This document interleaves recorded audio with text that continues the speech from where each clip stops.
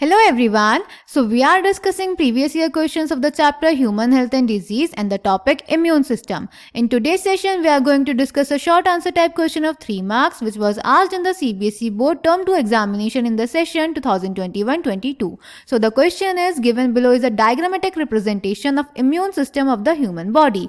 A part identify X and Y in the given diagram and B part explain two major functions of the organs that you have identified. तो बेटा इस question में हमें human immune system का diagram दिया हुआ है और उसमें एक्स और वाई पार्ट्स लेबल किए गए हैं. हमें ए पार्ट में एक्स और वाई को आइडेंटिफाई करना है और बी पार्ट में इन दोनों के दो मेजर फंक्शंस बताने हैं. So let's check the answer. तो बेटा इस डायग्राम में जो पार्ट एक्स लेबल किया गया है वो है लिम्फ नोड और जो पार्ट वाई लेबल किया गया है वो है thymus. Clear. So answer A is X lymph nodes and Y thymus. B part में बेटा इन दोनों का मेजर फंक्शन बताना था. तो बेटा जो लिम्फ नोड्स होते हैं वो माइक्रो ऑर्गेनिजम्स को ट्रैप कर लेते हैं जो कि लिम्फ में आते हैं. उसके बाद जब यहाँ पे ये ट्रैप हो जाते हैं तो यहीं पे जो हमारे लिम्फोसाइट्स होते हैं वो एक्टिवेट होते हैं.